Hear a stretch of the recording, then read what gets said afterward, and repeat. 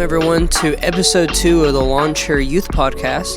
I am your host, Carlisle Jones, with my handsome co-host, Zach McCown. You are too kind. Not to some people, but anyway.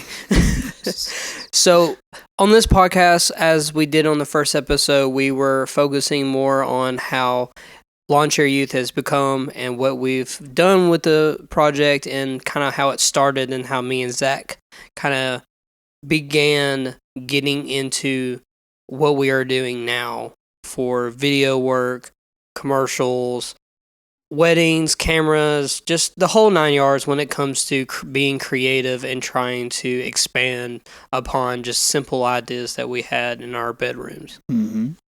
So this episode, we are going to be talking about gear and kind of like a little bit in shooting videos too. So this is going to be a lot of helpful tips. It's going to be helping people trying to figure out what they should buy, how they should buy, what they should look for, where to look for it. And we'll just get kind of like super deep into it because it's something that I still do to today. I'll never have enough gear. My gear is always going to be changing. And yeah, so let's expand on that. Zach, did you actually want to start off with some questions for me or for the audio listeners? Yeah, because I think one of the big misconceptions when first starting out in doing videography is thinking that you need the most expensive camera and the most expensive lenses and lights and just all this equipment that starting out you really don't need. What's the first camera and stuff that you started out with? So I started out with my parents' T3 Rebel. Oof. Yeah, super bad. It didn't even shoot 1080. It shot 720. So it's super bad, but it probably had a stock lens on it. Yeah, my parents bought the camera. They actually bought it without me. They bought the camera because they were going on a vacation. Just the generic, hey, we're going on vacation. We need to buy a camera. Right. And then all their photos that they took are terrible. They're all not in focus. They're all blurry because they just want to have a camera to take some photos. Right. And then, I might as well start. I'm friends with you. You know how to edit videos. Let's do that. So we started filming on that, and we just worked with what we had at the time. Now, also we didn't know anything about exposure, aperture, frame rate. And YouTube couldn't help you either. That's another thing. It's like YouTube and Google were not really great for helping you understand this stuff. Yeah, nowadays you can find anything on YouTube. Yeah, you want to learn to do anything. Before when we were at your house this morning, I saw a guy shooting a music video with a T3i, and it looked incredible. Yeah. And the reason it looked incredible is because the editing process and how learning the cameras and stuff, you can make older stuff look really good if you know what you're doing. Right. But we had no clue what we were doing. We were starting off. Yeah. And even with that T3, I could have that T3 today and probably make it look pretty good. But why would I? Yeah. You can today you can get an HD a true HD camera. Most cameras shoot 4K, although nobody needs it, but for fairly cheap. Yeah. And so to think that, kind of leading into my question was, starting out thinking that you need all this expensive gear when you actually don't. So, where you are today, looking back on when you started, what's some equipment that you bought thinking, oh man, I need this. But now looking back, you're like, I really either I got it and then I didn't really use it, or I could have saved my money and got this instead, or maybe I shouldn't have jumped the gun and bought this. So I'm going to start with the most expensive thing. The Ronin gear. So you remember when I bought... Is that the gimbal? Yes. The Steadicam? So the most popular gimbal for videographers is the Ronin M, which is the one that has the handlebars on left and right. Put the camera in the middle. You got to get it all stable to where it can move, and then you get super smooth stuff. I bought it, and I used it for 2 shoots. I could just never get it. I just couldn't justify spending 45 minutes every single time I had to take this camera to get it level. Even marking this stuff, it's still never right. Something's gonna move because it's just micro, super micro. And I bought it, and I was like, oh, man, I'm just going to go return it. I returned it back to Best Buy, and then I waited 3 months for the Ronin S to come out. So I downgraded. Well, not really downgraded, just more suitable. It was one huge arm bar. Put the camera, you still stabilize it, but you don't have this huge cage you have to hold. Right. And tried that out, shot 2 videos with it, and it's just not what I wanted to do. It didn't fit your needs. So now, if anyone watches any of my videos, every single one of my videos is handheld, which blows some people's minds. They're like, "What?" I'm like, "Yeah, like I'm just super steady with my camera," which is going to go into our shooting videos portion after we get through the gear, because that's a whole different level. Right. But that's I bought dollies before that had wheels on them, and I got them, took them out of the box, looked at it, put it back in the box, right back, print out my Amazon sticker immediately. Just like I. Now, didn't you borrow a glide cam? Didn't you try that for a little while? That was, or was that me? That was you. You borrowed your brother's glide cam, and we tried it at my old house. Right. We tried it. We did a couple things. We did that one, I think, video for All Hell behind the scenes. Oh yeah. Okay. Yeah, that was when I was wearing the trucker hat. Yeah. When I was younger. But even still, so going back, we were using your parents' camera at the time starting out. Did we ever buy any lenses for that camera, or did you go straight into just a new camera? Yeah, so even on the T5i, the one that I'm letting you borrow, it still has... That was your first camera? That was the first camera that I bought. Dude. I spent $600 on it. I bought it, and then Scooter Lee, who shot some old videos, Scooter Lee hit me up. He goes, dude, if I get some extra work, I want to hit you up because that camera's better than him. He was shooting with a T3i. Okay. So I had a step-up version of his camera. So imagine that.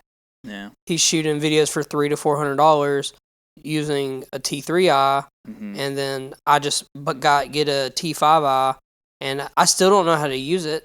All the old music videos that we shot, we didn't know how to use it. We just shot it on literally regular. Right.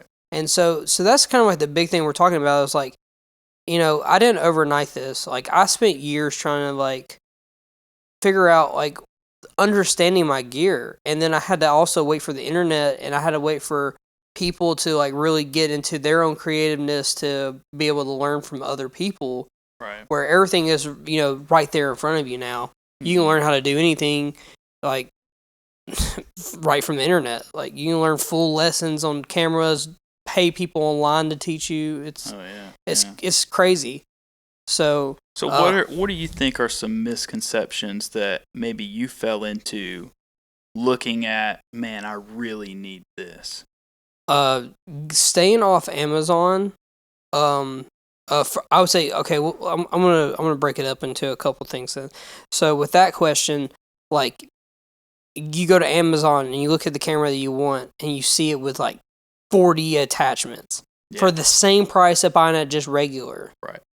Because they want to sell you garbage, rip off, things that you're never going to use that don't work. They're just cheap stuff to throw in there to get you to hit that buy button. Right. So for people, I mean, I guess you can.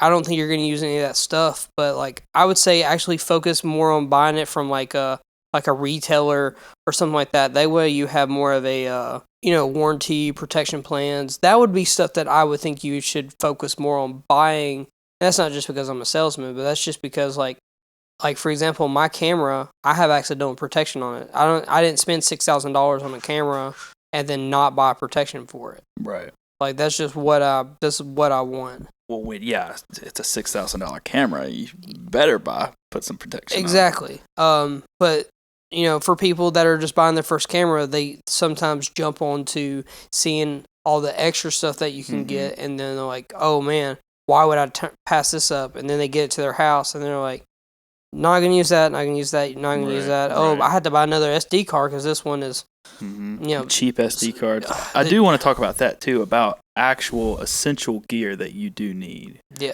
One being a camera that isn't the newest, top of the line, but something that you're comfortable with and that you can learn how to use. 2, learn the settings to that camera.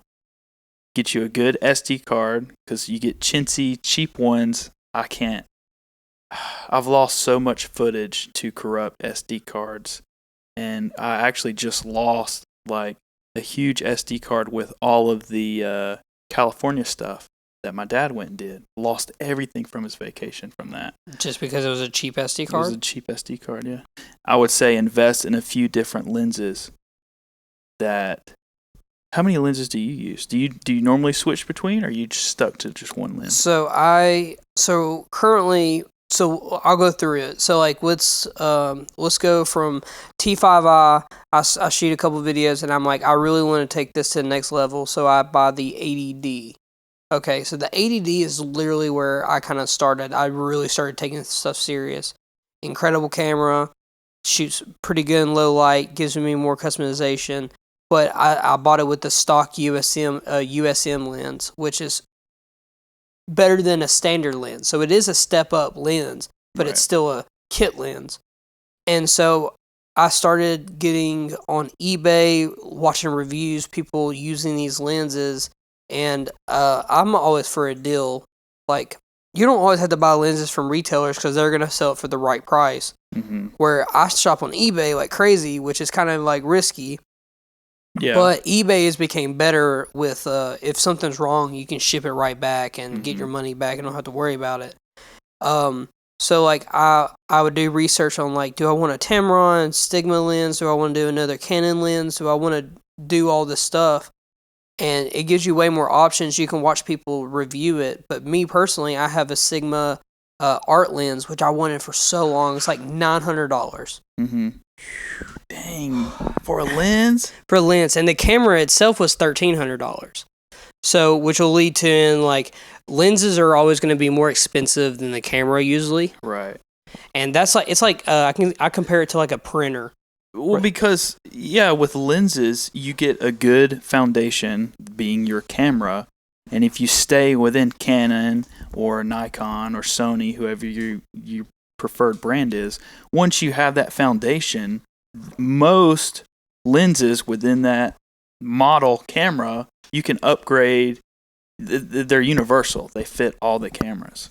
Yeah. So which I'm glad you say that, because now, for example, in my $6,000 camera, the Canon 1DX Mark II. Yeah. It's in a realm of its own, isn't it? Yeah. So like, for example, I have a lens for it. I bought another $900 lens for it, but I actually want the $1,600 lens. The $1,600 lens lets more light in, has a lower f-stop, which like, it's like I have an f-stop 4, but man, if I had an f-stop 2.8, I can let as much light in, I can get crisper in darker areas, I can just like, it opens up literally the world. So like when you're doing like your research and you're trying to figure out what gear you want to do, you need to figure out like, what feels best in your hand, how much weight you're trying to go, how much you're trying to spend. So so to kind of break away from what we've been talking about, we're getting really deep into what I have. Let's get more into building a starter pack for customers, for people trying to get into this stuff. So I made it in my note, and weirdly enough, your first question is actually my first question. Is what camera should you buy? What lenses? And what are you shooting? That's the question, man. That's what everybody wants to know. And it's so broad, and the answer changes every time there's a new camera on the market. Yeah. Every time that there's a price shift in the market. Yeah, that's a hard question to just say, this is what you need. This is the lens that you need. Yeah. So first question. So Zach, you can be my example in this too. So for example, let's answer the first question. What camera should you buy? Okay. So what would be the first? What would you think would be the first thing if I'm asking you to buy a camera? What are you going to think about? The price. I would go back and see what my budget is. Yeah. So don't be like, hey, oh man, he has a Canon 1DX Mark II. That's what I need. That's not true. Mm-hmm. But that's easy to fall into these days with YouTube, especially because if you don't know what you're looking for and you just search best camera for videography, and then whichever video you stumble upon, you're going to be more biased towards that Correct. review video or so whatever. What I would say to that is, so when you're trying to find your camera, budget's always the most important thing. The only time I would ever tell someone to spend more money on a camera is if the price difference was only like $200-$300. Yeah. Because $200-$300 is a lot of money, Right. but it's not a lot of money in the sense of one, building a better image and a better experience for you and customers. Right. And you have to bring that. You have to really think about that. Also, if you're going to be looking up, if you go to Google and you type in what are the best low budget cameras, Mm-hmm. I mean, you're still looking at about $500 to $700. Right. But like, depending on what you are shooting is where I like to focus more. Price, cool. That's something you can work on, you can build, you can save. But like, what you're shooting really determines. So like, for example, so Zach, you're a portrait. Mm-hmm. You do photography for portraits. Okay. Right. Do you necessarily need a $6,000 camera for that? Well, no. No. So my just to do a quick shout out. So my friend Allie Hansen, she uses a T6. Okay. Mm-hmm. So she uses a T6 camera, $400 camera. Right. She has like I think a 35 and 85 millimeter lens on it, more expensive than the camera. Right. And her photos come out incredibly good. She has really good editing skills. Yeah, absolutely. So it's, she has a $400 camera. Now to say, do you need a $400 camera to get pretty good pictures? There is limitations built into the camera. Right.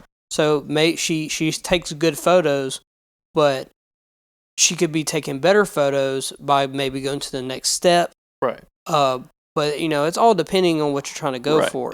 And I kind of, like I said, it's the foundation, and the foundation being your camera.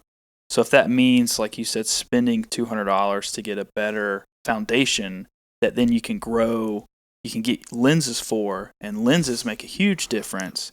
I would say lenses are just more important than the camera. Honestly. Right. So if you can get, a $500 or even a $400 camera, but then you've got a good bag of lenses with you. Yeah, you can change the aspect for sure. Right. Like it's just like it's kind of like prescription for like glasses and stuff. Yeah. Like, so I would say the research that goes into finding your first camera should be just as important. Do the research to find lenses that are compatible with your camera, that are going to give you the right look. And reviews on YouTube and stuff, photos, those are the best ones to look for in trying to figure out what's best for you. I watched hundreds of videos trying to figure out if I really wanted to spend $900 on the Sigma art lens. Mm-hmm. And ultimately, it worked out in my favor. It became my favorite lens. Now, I have not used that lens since I bought my new camera, and just because it doesn't have a built-in stabilizing. Yeah. But it's an incredible lens for photos, and I was using it for videos, and I do have hiccups every once in a while, but the image quality was so good on it and how it made people look that I never questioned it. I was like, I'll just cut the parts where it's not stable because the people I'm shooting look so good in it. Yeah. And so now that bringing back to like Allie's using her camera, if I said, hey, I want her to shoot a video, her camera's not going to be able to shoot that well video because it's more of a photo camera. Right. It can shoot video. So like, for example, if you're like, and then also because I'm a Canon person, don't think I just hate every other thing. Mm-hmm. For example, Sarah, for her birthday this year, I bought her the Sony A7 Mark II, which is an incredible camera that's an incredible starter camera. If you want to spend $1,000, spend $300 on lenses, and you want a camera that can literally pack a punch, and it's portable, it's super crisp, makes all your photos look way better, boom, that's where we're going to go. And then Cole Bennett, who does all the Lyrical Lemonade, he uses a A7S Mark II, which is only $2,000. Yeah. So think about the guy who's making the biggest YouTube videos starting up. He was using a $2,000 camera. Right. Like we live in an age now where cameras are super important, but you don't actually have to spend as much as you think. Right. to get what you want. Right, because it goes back into this starter pack. It's everything that goes with it. It's the camera, it's the lenses, it's if you want like a little Steadicam or dolly, which I would say starting out you probably don't need. If you're going to spend money on something, spend it on a camera, a lens, good SD cards, and a good editing software, and master that. Yeah. You don't need all this fluff of everything else. Research your gear, research the camera, and figure out what is going to be best for what you're trying to do. Go get some hands-on at Best Buy or people that sell Best Buy is usually the best place to, no selfish plug there, but it's usually the best place to. Unless you're at somewhere that has a B&H photo. Yeah, which is very rare, unless you're maybe West side, Coast. Yeah. So research the camera that you kind of want and you've seen videos, and then figure out the way to perfectly budget that. Now, then the next part's going to be lenses. So what lens should you get? Well, lenses are super difficult because you want a $30 fisheye lens. Yeah. With a UV filter. I'm kidding. Don't do that. We're going to do some cheap DIY skate videos, I guess. Dude. Yeah, give you some Beastie Boys action. But I mean, hey, if that's what you're going for, you know, if you want retro footage, get you a $80 handy cam off of eBay. I did. Sick. We'll get into that later. Yeah. But like, so for like gear, lenses is going to be always a harder part. Lenses, you gotta kind of try it out.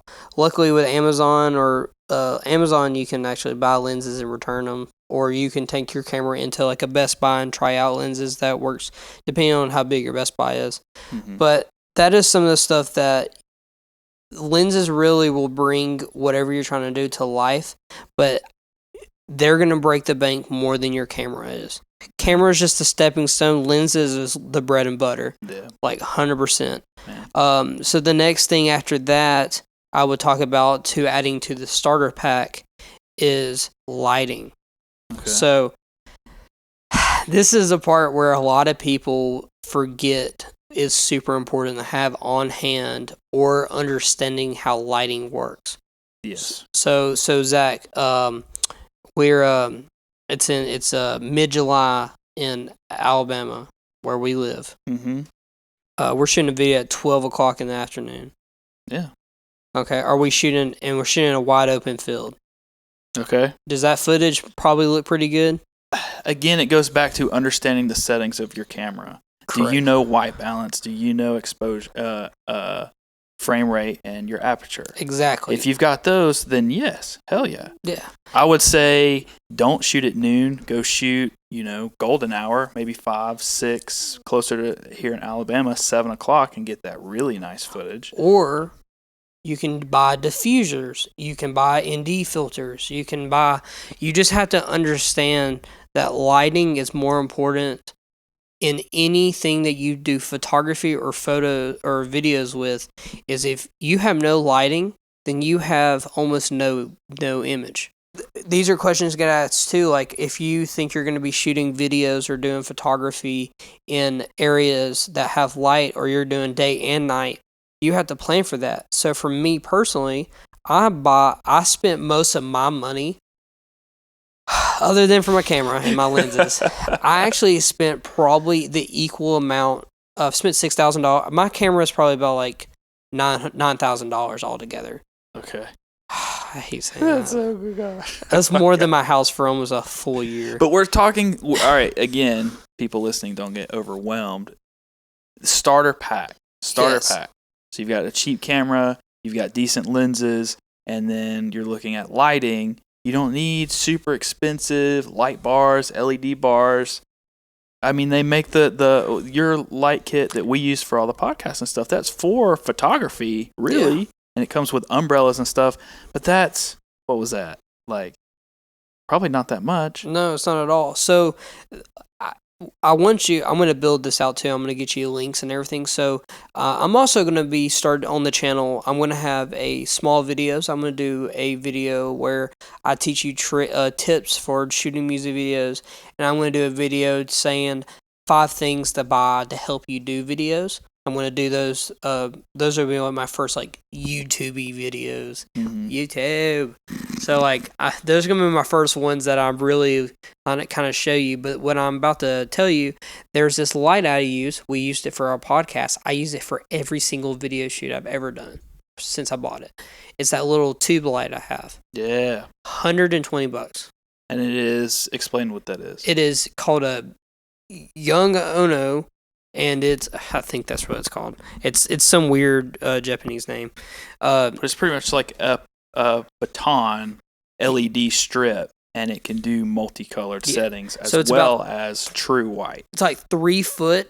It has a 5500K white light on it, so it can get super bright. Like you can be in the middle of the dark, and I can put it on, and I can actually put it on the tripod. It has a hole for you to screw on a tripod. Yeah. Long battery. Well, even on full max, it can change up to 8 colors. So you can have different kind of shots. You can have people put it above them, on the side. It can kind of like, you can do all kind of different things with it. But most people, if I showed them that thing, they're like, man, that must have been like $400 or $500. And I'm like, no, it's $120 on Amazon. And it will change your life. Like, because you're just not going to have places that have light. So starter pack, simple lights. I would say you can either buy a white diluted light from Amazon for like $80, or you can buy this light that I'm talking about for $130. I'll put 2 examples into the bio below if you're interested in those, and that will really bring out the biggest part in getting you the picture that you want at the time of day that you want. Right. ND filters I don't talk about a lot. I don't actually use ND filters a lot. I try not to shoot at noon or 1 o'clock. I always try to do my stuff super 10 o'clock in the morning, or I try to do it like 5 to 6 in the afternoon, because those are just the perfect times to like get really crisp, less grainy footage. Right. But that would be my biggest thing. And then I guess for the last part is carrying in it. Carrying all your gear. Yeah, get a good bag. Not a cheap, chintzy bag, but like a good bag to carry all your equipment. My backpack that I had, if you're buying, you see all these cameras and they have like starter packs, and they have like a little bag in there, like it's like your parents' camera bag, and it has like the 2 clips on the front. Those, I guess, could work if you only have like 1 camera, but if you start getting gear, battery packs, you start getting more lenses, you need to get a backpack like that. You can buy a really decent one for about $70 to $100 at Best Buy or online, Amazon. There's so many good backpack options. Some better for weather, some better for sailing and stuff like that. Yeah, if you really get up there, you can invest in like a Pelican case, which are like, those are top of the line. Those are the best cases you can get for a camera, but they're like luggage cases. It looks like a damn suitcase. Yeah, you don't want to be like those people that walk into the bowling alley with a cart and they have like 6 bowling balls in there. I'm like, it ain't that serious. Like if you guys want to know what I carry in my bag, I carry my camera. There you go. There's a YouTube video for you. What's in my bag? Carlisle Jones. What's in my bag? I could do that today. One more thing too. Well, I guess this would be like miscellaneous stuff, but going back to get a good camera, I'd also say invest in like 2 more batteries for your camera as well. Yeah. Because there's nothing worse than getting out on a video shoot and a shoot running longer than you expected, and both of your batteries are dead that came with the camera. And forgetting to charge them. Right. And just from personal experience, if you do your research and just kind of look at different reviews, you can get away with third-party batteries that aren't name brand Canon batteries, because you'll spend another $100 on a little battery when you can get an off-brand one. You can get 2 for like $40. Now, I did watch a video the other day talking about off-brand batteries, but the thing is, sometimes you're going to get an off-brand battery. They're like, dude, $10. I gotta get this. This is gonna be great. Right. Still, if you're buying an off-brand battery, still buy the ones that are fairly in the middle, a little bit higher. Right. You're gonna get what you pay for. Yeah. But if you use it like we do, your main batteries are going dead, and you're kind of in a bind. That's what you resort to. Throw them in your camera, get the shot that you need, and then you're done. For sure. As well, like little accessories, I'd say invest in good batteries. If you're wanting to get in to you're working with artists, musicians, or rap or whatever, I would say invest in a little Bluetooth speaker. There's nothing. I forgot all about that. There's nothing worse, and it's so obvious too when you watch some music videos, and it's blatantly obvious that the artist is lip syncing to their own song. Yeah. Versus get a Bluetooth speaker and just play it, or and have them actually perform the song. Yeah. Well, I guess that can lead into our shooting videos portion. Yeah, I just meant like gear wise. If for a starter pack, get you a good little Bluetooth speaker. You can get them cheap. And me personally, I have a Harman Kardon speaker that I eventually bought me a second one so I can link them together to do like a full stereo sound. Yeah. And you can get the speaker I use for $180. It's super loud, 20-hour battery. I forget to charge it sometimes, so that's why I have a second one. And then I also just bought a third one just because I got a deal on it. Goodness, dude.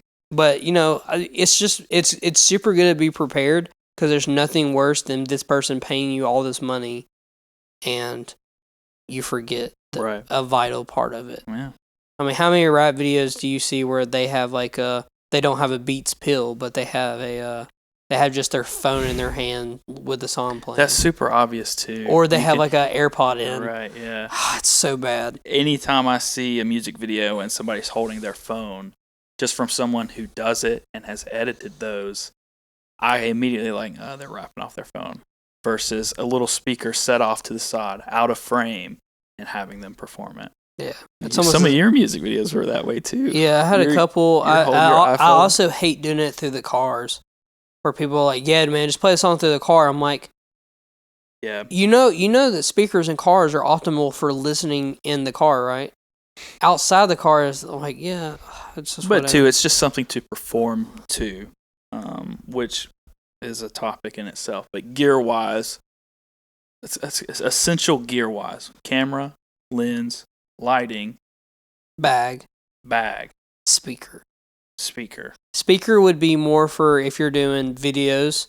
If you're doing photos, I personally like to bring a speaker still and just play music in the background while I take photos. Mm-hmm. Kills the deadness and comment, and especially multiple people because people feel more like, hey, what do you want to listen to while I do your photos? And they'll tell me, and they'll be like, they'll feel way more comfortable because they're like, oh, this is my song right here, stuff like that. A good SD card. A good SD card. Oh, and batteries. Yes. So yeah, that's pretty much the that'd be everything that I would want to kind of talk about with gear. I mean, that's super good. Honestly, I think we might wait. We'll talk more about how to shoot music videos. I feel like how to shoot music videos, it needs to be more in the where we talk about in editing portion. So that fits better. So I think this has been a good episode. This is episode 2 of the Lawnchair Youth podcast. Hopefully y'all enjoyed it and you've taken a lot of good thoughts about what you want to do in your creativeness and how to go to the next step if you are just beginning. If you have the eye and you have the potential, you can make it super big into it. Yeah. As with anything, you put time into it and then put your own spin on it too. You see a lot of, again, this goes into editing, but you see a lot of copy and paste of people, well, that looks cool, so I'm going to do that. And they move their camera this way, so I'm going to move it like that. It's like, what's going to set you aside and put your music videos along with your artist and on top of everyone else is your own creative spin on it and how you, one, film it and then edit it in post-production. But, yeah. Get you a good starter pack to get you started and, put your own spin on it. Don't copy what everybody else is doing. But I would say that this is like a several-part series we got going on. So if you have any questions related to this episode, we will be in the comments below and can help you out with any questions. Oh, yeah. And say, and all my new subscribers and any people that want to actually see that are coming from the audio, they want to see the like video portion, or you watch it on YouTube. All my videos are on the same channel as this podcast is being posted on YouTube. So you don't have to. There's no hard way to find me. You can go on YouTube and type in Lawnchair Youth or Carlisle Jones, either one, and you will find every video that I ever shot. And you can find all the work. You can find me on Instagram at Carlisle Jones AL. Way to end this one. Anyway, thank you all for listening, and excited to hear y'all in the next episode. Oh, and shout out for the new intro. Not only did we get a name, did we name our podcast on the first episode, but now we have a new intro. Thanks to Kobe Bakes, or just Bakes. He made me an intro for my interview series, and also for the podcast, and for a new album in the future. So thanks again, and cue the music, Kobe.